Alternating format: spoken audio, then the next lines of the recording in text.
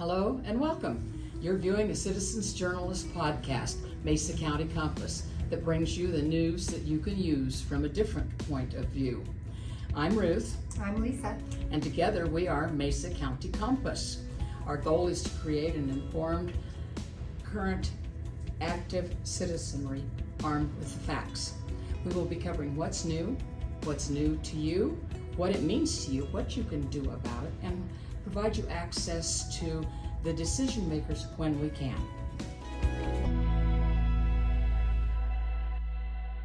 Hey, good afternoon. We are here today with Diane Schwenke and Hogan Peterson. Hogan is the Director of Governmental Affairs in Grand Junction. Diane is consultant for the home builders, and they have some more information about the impact fees that we'd like to share. Welcome, you guys. Absolutely, Thank you. Thanks for having us. Yes. Good to be here. So one interesting thing was you got to present to City Council for the first time ever, right? Right. And tell us how that went, what you shared with them, and how you felt they reacted to that. So, yeah, and I think we need to give a shout out to the city and perhaps our new city manager, Mike Bennett, because typically the way the city has done things in the past is they bring together stakeholder groups and committees, and that they work with staff, and then staff filters the information and takes it to council. And in this case, for the impact fees, our stakeholder group that Hogan and I are both on asked to talk and have a discussion with City Council directly. And I think it's, in my experience, and I've been at it a long time, I think that's the first time a stakeholder group has been able to talk directly to Council. So that was a unique experience, and I would love to see that going forward. I think it's a new step in communication and transparency.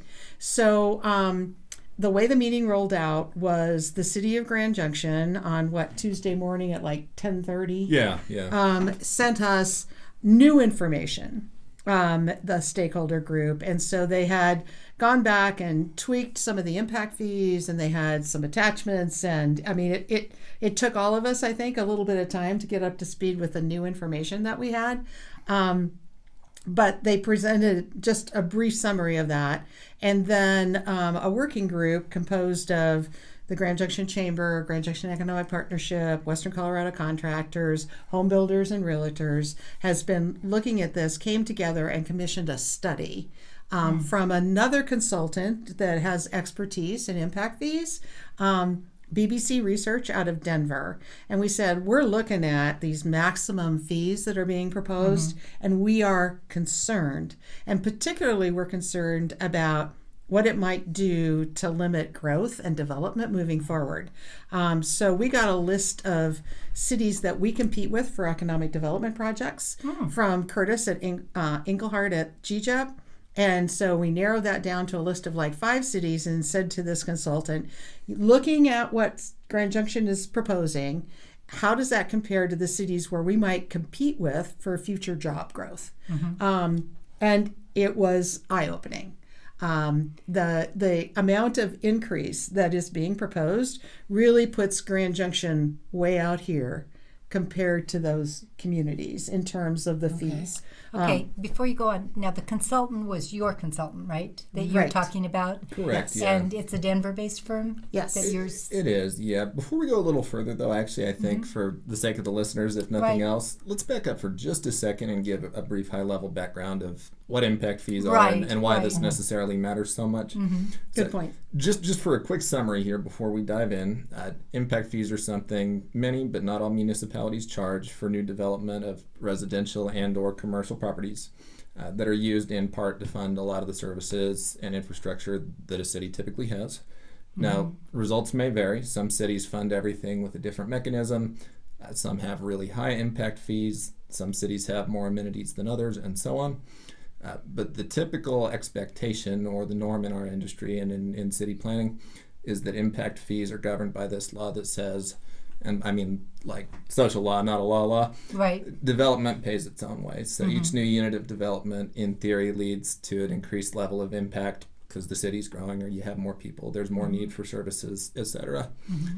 And you might say what kind of services too. Exactly, yeah, go ahead. So we're talking police, fire, parks, and and in this case, the city of Grand Junction also looked at and transportation. Transportation is a big piece of that, and they looked at municipal facilities and then something called a linkage fee, which we can get into greater detail. I would sure like to, So anyway, but yes, and Hogan's exactly right, and it's interesting because prior to 2019 in the city of Grand Junction, the only impact fees to cover growth was transportation. And then in 2019 is when we saw all these additional fees come into play. And now we're looking at even more additional types of fees. So not just raising our existing fees, but adding fees.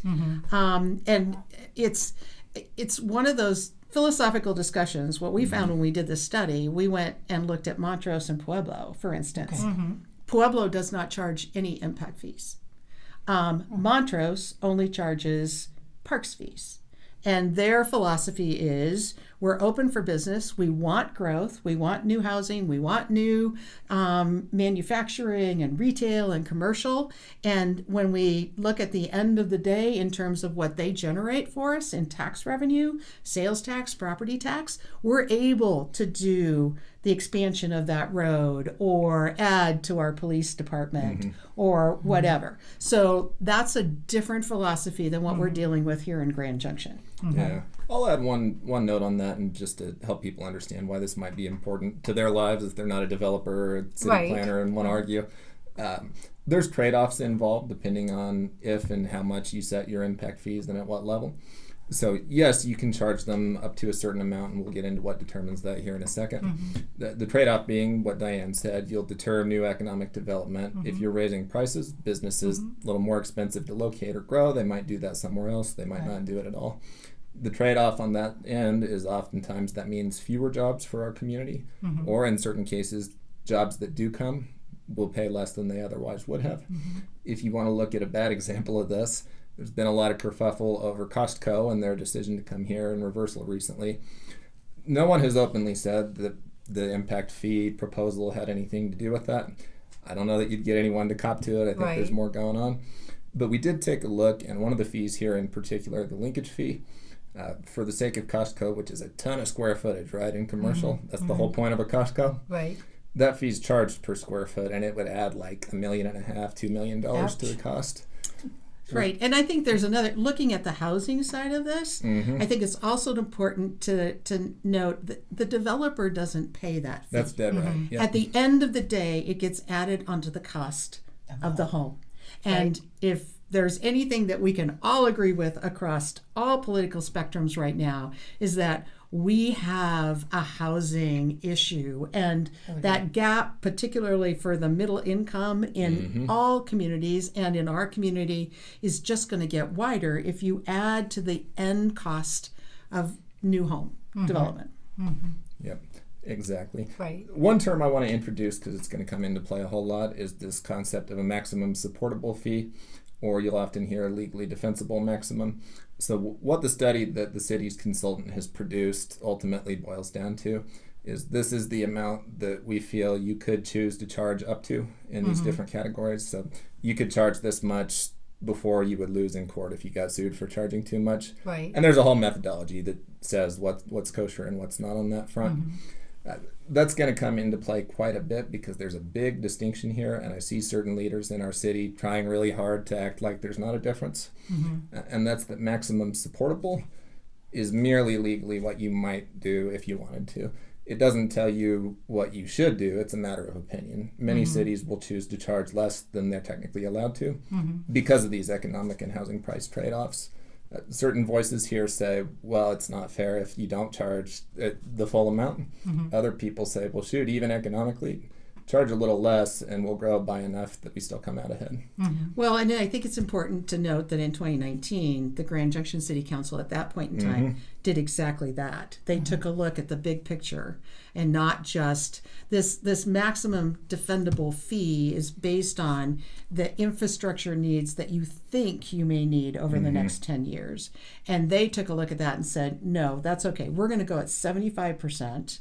And we're going to phase it in over time so that we don't disrupt the marketplace that much for housing or for non-residential, the commercial side of things. So where the rubber meets the road on this and where it's really got us riled up, just for one last piece of background, impact fees are supposed to be updated every 5 years. We expect them to go up. Inflation, that's typical. It's maybe by more, maybe by less, but that's part of it. If you account for inflation, although these have been indexed to inflation all along, yeah, they're going to go up by whatever percentage. Inflation hadn't been real kind, so that's understood. Because the city adopted last time at 75% of what they were allowed to, the 100% number we see now could look up to 25% higher because of that, and then if they wanted to adopt it at less, they could do that again. But when we look at what they've proposed here in various fee categories, let's be generous and say 30% might even be copacetic here. I'm not thrilled with that either, but it wouldn't be beyond the pale. Well, the very smallest increase that we see here is 39%, and the biggest is 177%. Oh my gosh. So inflation has definitely been bad, but I know it's not 177%. No. And it's important to note that when those fees were adopted in 2019, there was inflation was indexed to that. So they've been going up all along. And in fact, the 2025 fees we first got a look at this week, they've been going up. They have been going up with inflation. So the amount that's being proposed when we look at comparison cities and where they're at, that 39 to 177% of what Montrose, for example, is even less than that. I mean, the places where we actually are competing for growth and development are way lower. So a question for you. We are doing all of this big jump. Where's the money going? Well, that's another good point. Yeah. Statutorily, if the fees are supposed to go to offset the impacts, Right. so That's they should be going to, and the city is accountable and is supposed to be providing you with data on where the fees are being expended. Yet it's buried somewhere in the city budget. I think it's fair to say. We did get a report, I think, on 2023 and early 24, but again, the fees are supposed to be set aside in special fund, and they're supposed to. So if you're collecting, transportation is the easiest one for people to understand. If you're collecting, say, $1,000 on a home in a certain neighborhood, then supposedly the traffic impacts of more houses there should be spent in that area. Right. The city of Grand Junction, and again, we're looking at legally defendable, has said, well, we're small enough that we can spend that money anywhere in the city because those new homes will be all over. I mean, that new traffic will be everywhere. Wherever. Yeah. So for instance, we had Trent Prawl come and give us an update on the 2025 capital projects for transportation at a recent meeting, and I asked him, I said, okay, which of these projects that you've laid out are going to have impact fees, and how much? Well, he said, well, this one, the new F&a-half road, has some impact fees in it, and this one has some fees in it. Being very vague. But it was vague, and so, but by law, legally, they are required to expend those fees on the things that they're collecting it for. But it's hard to tell if that's what's happening. But Is that what you're saying? So we're not pinning them down as to exactly where these fees are going. We can't say, okay, so the police impact fee that was collected, say in the past 2 years, has gone to what? This, X. that, and that. What has it gone to? Has it gone to officers? Has it gone to 911 equipment? Has it gone to? Which it should. We should be able to follow the money and figure out exactly where this money's going. And yet we have a blank slate. So and why do they say they haven't or they can't? What is? No, they say they have it.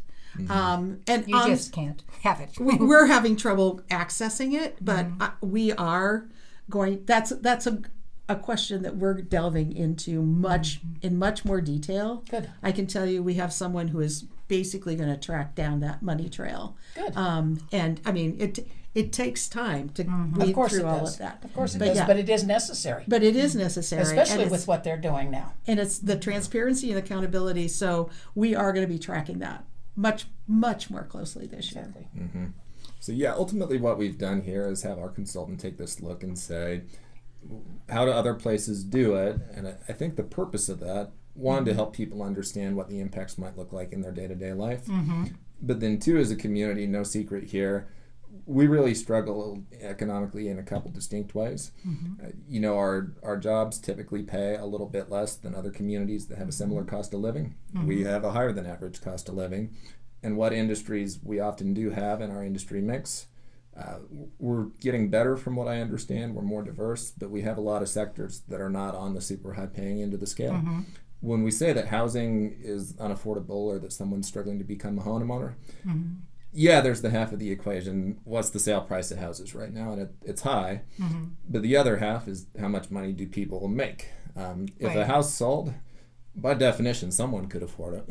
But Right. yeah, and I think kind of where Hogan might be going with that is the way you address affordability is by increasing supply. I mean, Exactly. it's a Yep. supply and demand Well put. equation. So you want to see more homes built, and that will naturally start to bring down the cost. But again, if you're a builder, particularly in that starter home space, it's like if you can't pencil it out and make at least a modest profit, and I mean, we're talking very modest, Right. then that unit's not going to get built. And they will focus more on the high end, the 3,500 square feet, the larger ones, Exactly. because the margins are bigger. So you're really, really impacting the kinds of homes You're that we cutting need. out the middle and lower income class folk. And again, just to give you a real number, I added up current impact fees with the increase that's being proposed on a modest, and I think this is modest, 1,500 square foot home. Very And- modest. Yeah. And so the proposed impact fees along with water and sewer hookups, which is not all the fees that you pay, Right. but it's going to account for almost $25,000 in that house. And that can mean the difference between being able to afford a home or not being able to afford a home. So I mean, this is real stuff that affects real people. And I think, you know, we talked on Tuesday night, we were like, we want to see balance here. We truly need to see that we are not, you know, the Hippocratic Oath is first do no harm. Right. And I right. think that's where we need to be with these fees, is first do no harm, because, and it was interesting to me, and somebody brought it up to me after this 3-hour meeting, at no point in any of this was the concept of, so housing affordability is, you know, a number one goal. Housing affordability was not part of the discussion. Nowhere in the equation. Not that So I heard. You know, I'll bring up one argument that I think a lot of people jump to, and we've heard this maybe from the side of the aisle that wants these fees to be on the high scale. And that's this idea that, well, why should we subsidize growth if we charge less than we could? Why is it our problem that people who might want to live here want to pay more? Well, let me tell you, there's two kinds of growth here. I know we love the punching bag of people from out of state moving here, buying stuff cash and driving our prices up. And yeah, you know, fair enough. I'm not thrilled about some of that either. Right. But growth also means the children of people who were born and raised here. And if they ever have a snowball's chance of becoming a homeowner, we're going to have to build more homes.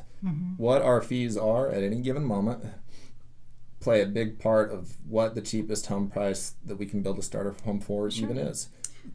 Sure. So, and one other thing, and Emily Powell from Housing Resources is Great, on yeah. the stakeholder group, and she probably had one of the best overall statements to the council members that I heard throughout that entire engagement with them. And she was like, this whole study, the whole premise is based on our population is going to grow, so we're going to see increased housing, we're going to see increased impacts. But she said, when I moved here, I bought an existing home.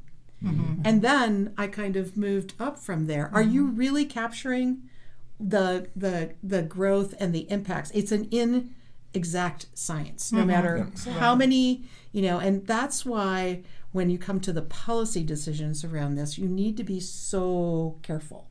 And so at the end of the day, we are very concerned with where the study is at this point. I think there are, again, the ordinance, I was around in 2019 when this was originally done. Right. There was a lot of negotiation, back and forth, discussion that happened. And then they went to the Planning Commission, and there was additional discussion and modification to the fees that were going to be proposed and all of that. There was a huge stakeholder engagement process. Right. They replaced, first of all, this is not going to go to Planning Commission this time. It's going to go directly to Council. And they have a stakeholder group, which basically we've met, 6 times? Yeah, I think that's and right. 5 of them have been data downloads. And do you understand what we're presenting to you? And do you have questions on what we've presented to you? There has not been some of this more discussion around how is this going to work. Emily Powell, again, she's in that nonprofit space when it comes to affordable housing. And I've heard her express this numerous times, and I think it gets lost in the discussion, is that the affordable housing nonprofits and government cannot meet our housing demand. They absolutely cannot. 90+% of this has to occur in the private sector. And again, when you look at the kinds of fees that they're proposing to put on the private sector, It just limits growth. It limits growth. Right. And not only does it limit growth, housing and particularly getting into starter homes, that's how we build communities. Because You're dead right. people who buy a home then actually start to build equity, and they're invested in the community. It builds stronger communities when you have homeowners, not renters necessarily. And not to renters by any means, but again, it's the fabric of communities and neighborhoods. Most every renter that you have is actually a homeowner just waiting for that opportunity. Right. 80% of the people who rent want to own their own home. And they're paying a mortgage, just someone else's. Yeah. That's right. That's right. No, something that we hear often that's pretty frustrating from, honestly, the types of folks and the types of philosophies that ask for things like really high impact fees. When people raise concerns about housing affordability and home ownership, they're pretty quick to jump to affordable housing programs. So the city is going to subsidize this, incentivize this, do this public-private partnership, and create affordable housing. Right. Well, affordable in this case, they mean it in the sense of government-subsidized rental homes.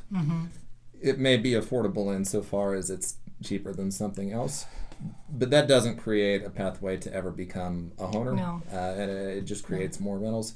By all means, roofs overheads help with our inventory problem. That's not the problem necessarily.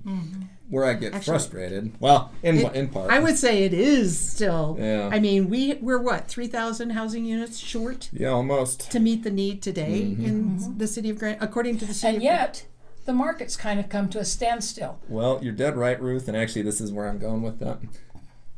The same folks who really pat themselves on the back for building these subsidized rental units will simultaneously vote for things that raise the cost of free market for sale housing in the first place.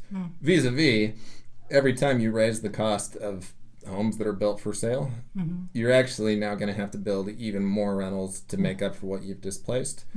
Rather than finding these creative programs for government-funded housing, they could just not make private housing more expensive in the first place. Right. And it's not only impact fees, it's unnecessary regulations and unnecessary... Many other ways. And the time in the process. Right. I mean, I talk to builders and developers every day, and I mean, that's another huge issue with the 2 city years. of Grand Junction. Yeah, is that it can take you 18 months to 2 years to get through. And how do they justify that? How do they justify that it's taking so long, and what can be done on that side? Well, the city has actually hired another consultant. Oh my gosh. That's another debate. Do not hire any more consultants. I mean, let common sense reign. But the city did hire a consultant to talk to developers about where the hangups were and actually do kind of an internal audit of the community development department. And they're supposed to be issuing their report soon. And initially, in December, Tamber Ward, the community development director, told City Council that the intent was not to bring it to the City Council; that it was to become an internal staff level. And so now it is going to go to City Council. And there are some of us who are a bit jaded that we're going to suspect that one of the major recommendations will be to hire more staff. Oh, Yeah, we really need that. right. Arguing I'm that sorry, it's a we're- staff And I capacity, want to go yeah. back to something you said last time you were on. How much has staff increased? And you had, and it seems like now you said it's 1,500. And how much had it increased? Or give me. So they're saying their numbers now are just shy of 1,000. Okay. And I could remember, and again, I haven't looked it up, and I promised you I would do that. I can remember back when it was 450. So we have definitely seen staffing levels increase.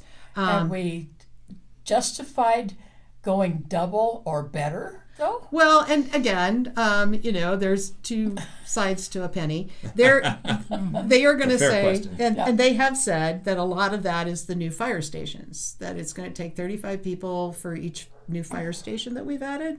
But even when you take that out, we still have a lot of staff that's been added. We've stood up a whole housing division. We have stood up a whole communications division.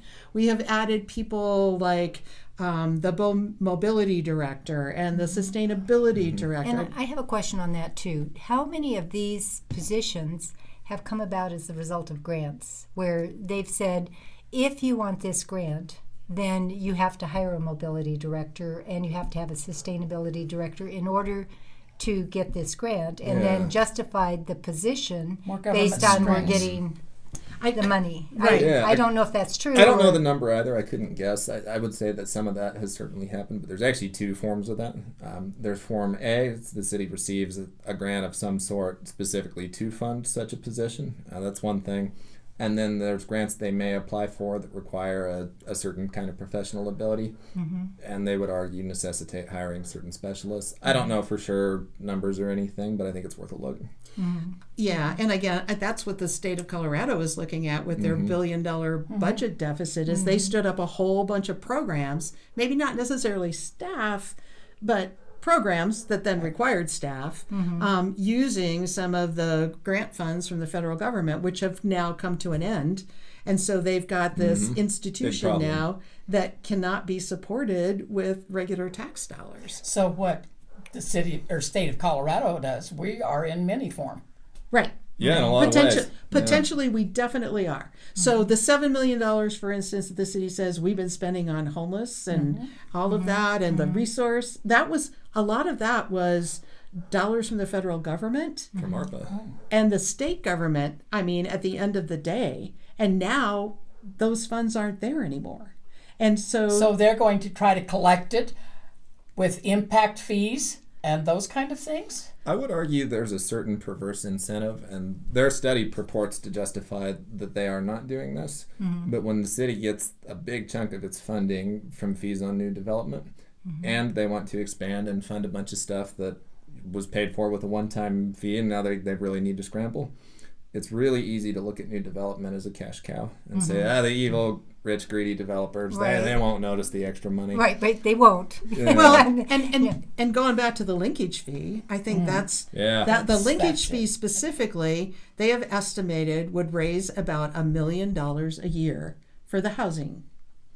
And it would go to affordable housing programs. But then they're putting people in tenements.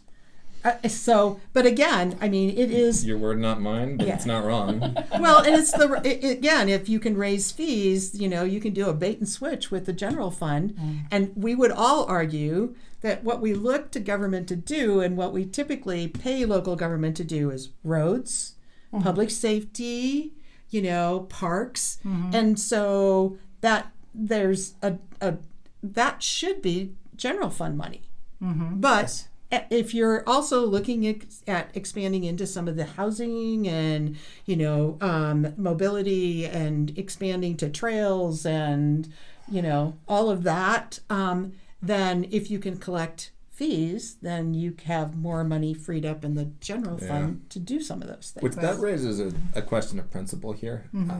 Using that for desired amenities beyond what we would say are like the bare essential functions of government, trails and so on, it's really pretty anti-democratic, because if you were to fund that with most of the more common ways of funding it, oftentimes you have to ask the voters for that money, and if they consent, they've been represented, hey, we as a community want to pay higher taxes to have more amenities. More power to them. That's their right, and they've spoken. What we see happening here, if it's allocated out of a general fund, their elected representatives are sort of choosing it, but again, their voice is already diluted. And when we look at things like fees to developers... Okay, I'm going to stop you right there. Yeah. Their voice is diluted because of... intermediaries. Well, it's a Republican form of government, and so it's a republic, and so you elect these officials, and they are then making the decisions. So it's not direct democracy, and I'm not an advocate of direct democracy. I'm not either. But at the end of the day, and we brought this up to them, it's like if you look at their laundry list of the needs. For instance, in municipal facilities for the next 10 years, it's to replace a child care center for city employees. Well, private businesses don't get funded for child care. It's for, and so if you were to ask the typical voter, do you think that your tax dollars should be going to child care facilities for city employees? I think we know what the answer would be. Right. Of course, but they always hide that in the... Right. And overall. one of the arguments that we've had around the impact fees in general is housing, and the linkage fee in particular. Housing has been identified as a community need. It's a community priority. Why are you actually penalizing the growth in this industry and putting the whole burden on the new development? Why not have the community vote on we know it's a priority. Are we willing to pay more sales tax in order to address this? And I think that's what needs to be happening. Yeah, because we need to take it to the people. Right. Because we understand. We're not dummies. Right. Yeah. Well, that's what I'm really driving at, Ruth, is I think a lot of the things that are being proposed that go through these very low-key processes that a lot of voters aren't going to be super technical on. I have a hunch that they do it that way in part because they're pretty sure if you put this stuff to the voters and said, is this worth the money? They're pretty sure the voters are going to say no, and so we got to find another way to sneak it by them. Like so many other things that we know that the city has already done. And see, when you were saying intermediaries, I was thinking more of city staff proposing and creating these things and how we're going to have to use a consulting firm to do this, and then giving an up or down vote to the city council. That's actually... Yeah, and that's true, by the way. But there's one other thing I'll comment, and I'm going to stop going down that rabbit hole. It's a conversation for another day. Okay. But when we were talking about the number of employees the city has, that's actually not even the whole picture, because you said there's a lot of consultants that they hire, and they do all these grants and contracts. Well, consulting capacity is hidden staff capacity. Every dollar spent on consultants is still staffing. Exactly. Good point. Good point. So coming out of that, what did you think? How did you think the city council reacted to what you were proposing, and what actually would you like to see happen? So it was interesting. And you need linkage fees too. I'm sorry. Yeah, that's a separate part, but we'll get to it. Yeah. So the city council was directed to simply listen to us. And, so they didn't actually react to a lot of our comments, except perhaps the mayor. I think it's fair to say the mayor did react on several of those, but they didn't want, what the thought process was, they didn't want to inhibit us or intimidate us. So we were allowed to make our comments, and often they were like, okay. And there was movement on a couple of points that were made. That council said, hey, this idea that, we've been using a lot of grant funds, outside grant funds for some of these facilities that wasn't taken into account. Can we go back and take a look at that? And also we have been making the argument, and I think it's fair, even though the comparison study is comparing us to someplace like Boise or even Montrose. The reality is the development community and those seeking housing and to establish retail businesses have choices other than the city of Grand Junction in Mesa County. Right. And so one of our council people said, I'd like to see how this would compare to the fees for Mesa County and Fruita. And so that we can kind of see, is there enough of a gap here that we really will be losing tax base by having that development happen outside our city? And to his credit, that's a plausible concern. And if so- we raise fees enough that all the people who would have built in Junction just build in Whitewater instead, well, if the point's for the city to raise money, they'll have raised no money. Right. Right. And so anyway, so at the end of the day, I was somewhat frankly encouraged. Council was really being careful. They're still collecting data. They directed staff to collect data. And so the timeline that was laid out for us is we're going to take some time to look at this. We're going to take some time to look at some additional data. Our new city manager said we're probably going to come up with a recommendation for council, but before we take that to council, we're going to come back to you as a stakeholder group for feedback. Well, that makes sense. Again, this is new. This is new territory, and I can't say it often enough how I think having the new sheriff in town that's really committed to communication and feedback is going to have a huge impact on this process and a lot of others. And so I'm really encouraged that then the stakeholder groups work is not yet done.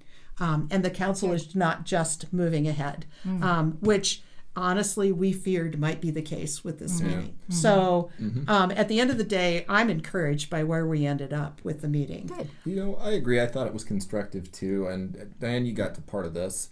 I think what we saw in this format was council really getting a clearer view from all the voices represented of just how complicated and tricky this issue is. It's big, it's messy. There's just a ton of info. It would be really easy if you didn't know better to move forward quickly and be damned with the unintended consequences.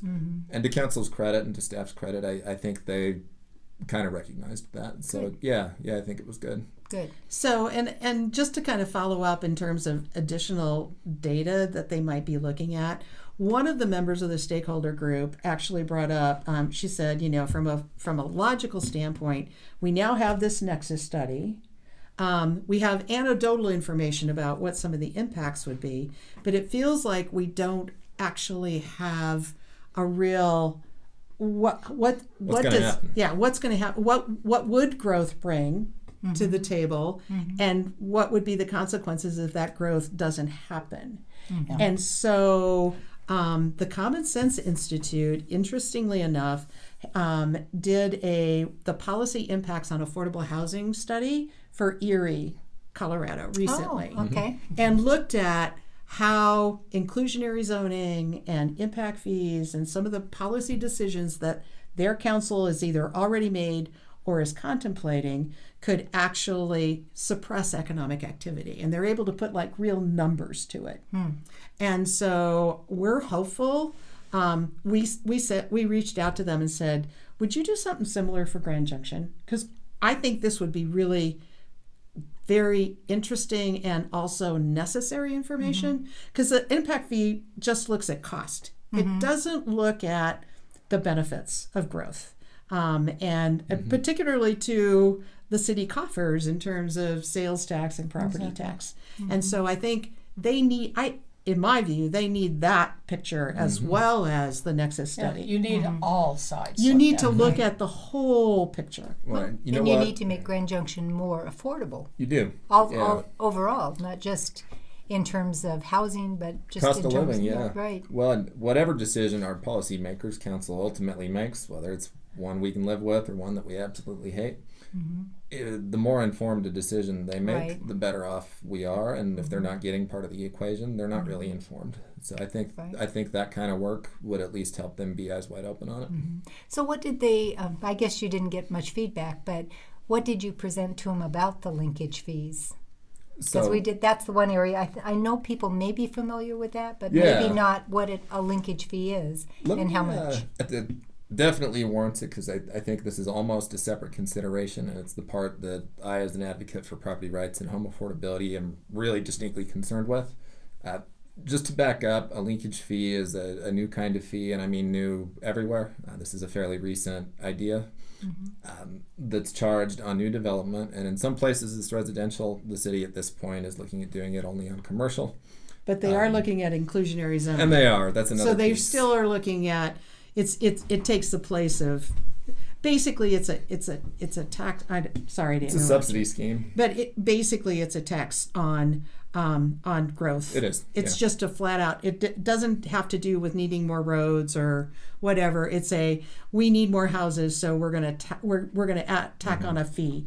And so they're looking at inclusionary zoning for homeowners or home builders, which would basically say you have to set aside so many units at below market rate for rental or sale or whatever, and deed restrict it. And then the linkage fee is actually a tax on job creators, because the concept behind it is that if you expand and create more jobs, that'll bring in more people who need more houses, so you're exacerbating the housing issues. So we're going to add a per square foot fee based on the type of industry you are to offset the impact on housing. I'll take it a step further, because this is the language we've heard in some of the types of communities that have already adopted this, especially on residential and not just commercial.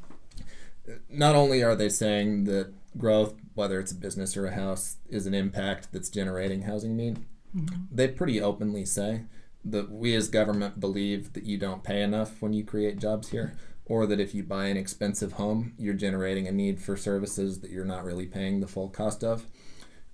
For one thing, I don't know that it's government's place to decide whether they think you're paying enough or not. If you don't pay your employees enough, eventually you're not going to be able to hire more of them, and the market can bear that out.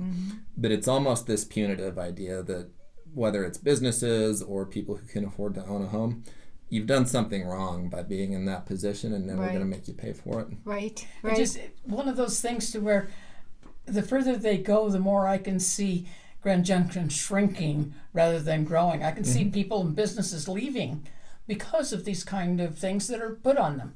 That Well, they go and- to places that they can actually afford to live and do business. They're already doing it. Well, Yes. and the ironic part of this is, particularly when you look at this fee on manufacturing and retail and commercial, is take Costco as an example. They were offering incentives for this. So on one hand, you're offering incentive, please The other come hand, here. you're chopping And on the the other heads half, off. by the way, we're going to charge you a per 1,000 square foot fee for actually creating the jobs. Right. I mean, that's It doesn't make and any so sense. we're like rats deserting a sinking ship, and we seem to be sinking. Yeah. it's a fee that that has been assessed in some places, like particularly the resort communities, Vail, Aspen. We are not there. No, Grand we are- Junction is not there. We are not there. So that came up on Tuesday night. Oh, good. And the rationale in places like a Telluride and Aspen, I still don't like it, but it makes a little more sense in a way. If the average home in your community is $12 million, Right, and right. enough of those, you're going to have to add cops and teachers and nurses or whatever. Of course. Well, yeah, they sure as heck are not buying a home in that community. You got to pay for having them somehow. Whatever. That's not what our community looks like. So Right. anyway, that fee in particular, and the municipal fee. And again, I think that's the other thing is, not only are they raising fees, they're looking at adding fees. So the municipal facilities fee that they are proposing, that was proposed back in 2019, and eventually they backed off of it. It's like, so we need a new, I've used the childcare, but we need a new city hall, or we need an expansion for the road department. Is that really, should you really be charging a developer a fee for that? Isn't that what our general fund and our tax dollars should be going for? And going back to something we alluded to earlier, if you want to build a new police station, you go to the voters for that. Right. And they had to Right. go to the voters for that. And the voters said yes. Yes, and the voters said yes. But here, you're taking that away from the voters. And so it's just, the municipal facilities fee has not been charged in any of the other communities that we've looked at. And so again, it's like, it feels like this scheme of a way to get more money to do things with that you should be. To do what things, Right. again. Well, and if you're prioritizing what your mission is as a local government, you make it a priority to do those things that we rely on you for. And that's where your funding should be going to. Right. And perhaps if you are doing that and not some of these other things, You'll have enough. you'll have enough to do that. And you know what the Amazing voters how that works. Yeah. Well, and the voters here in Junction have shown us, we're a pretty conservative community. This is not an anarchist commune. They're willing to pay for certain things. When they Right. asked about police station and law enforcement staffing and support, you know what the voters said? Yeah, that's a function of government, and we do want to support that. Right. We You want can to be ask. safe. Yeah. Which makes perfect sense. Some of this other just not. So anyway, it's a very complicated thing that can. I'm, as somebody who's operated in the space of supporting the business community and supporting the overall growth of the community and the quality of life and all of that. The impact fees, as I said, I think at least 3 times the meeting on Tuesday, is you have to find balance. And what we see now with the 100% maximum fees that are being proposed are not balanced. Yeah.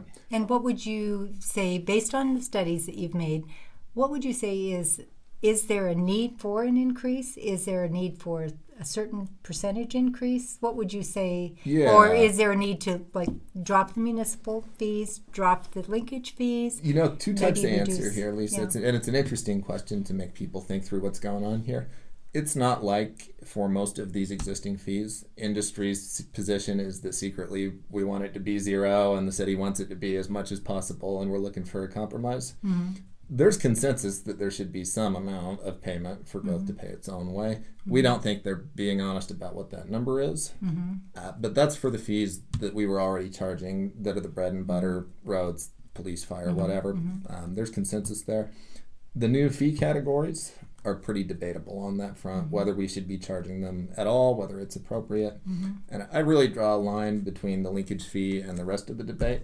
The other portion, there's a range of opinions there, but there's a consensus that there's going to be a number that we'll charge at some point. Linkage fee is a big, should we even do this? Is it right? And one cool thing, or at least encouraging thing, I saw in the discussion Tuesday night, that committee contains people with a lot of opinions that are different than the ones we hold. Pretty big range, actually. Where I saw consensus from the group as a whole, and council recognized it, is that we've kind of all agreed we're going to argue about how much the other fees should be. There is no clear consensus for whether we should even be doing a linkage fee. So I'm going to go back to your original question, and I will tell you, and this is just me personally, and again, I've been involved since 2019, I've been involved in all of this. I think, frankly, what we have fees in place. They've been indexed to inflation and the CDOT index when it comes to transportation. My suggestion is the ordinance said we should review the fees every 5 years. It didn't say we should Increase the Increase fees them, every yeah. 5. So my personal belief is the best policy is stay the course. You've got an inflation in there. Keep the fees you've got. Don't add any new ones. That would be, if I were queen of the city, that's what I would do. And like you said, first do no harm. There's a ton of other ways and models we could fund this. There are places where the fee's zero and they look at it different. Those might be a good way to do things. But yeah, first do no harm. So I think that, and I think let's see what happens. And I think at the end of the day, if we did that, then I think you would see the growth that could actually fund our future infrastructure needs. So that's, I'm like, stay with the course with the fees you've got, add in for inflation, and don't do any more. I'm with you. We agree. I'm not queen. I'm not even princess. So. But I have an opinion. Yeah. Well Yeah. put. Anything else that you, from what you've studied or what you've done, that you want to include that we didn't ask you or that you think is important? Or I just want to share one other piece of info, and I brought this up in a discussion with Mayor Herman Tuesday night. We did this well before. To voters and people in the community listening who have gotten lost in the weeds, because I'll admit that this is boring and complicated to a lot of people. yeah. We did a study when we, as GJARA, we surveyed all of our mortgage lenders who provided us anonymized data on applicants and success rates and prices. We did this survey, and the question was essentially for people aspiring to buy a home and become a homeowner, basically first-time home buyers. Of all the people who apply, how many get turned down because they don't make enough money for what the house costs? Of the people who got turned down, how much did they lose out on a mortgage over? So was it, we added 20 grand to housing costs, so we priced them out?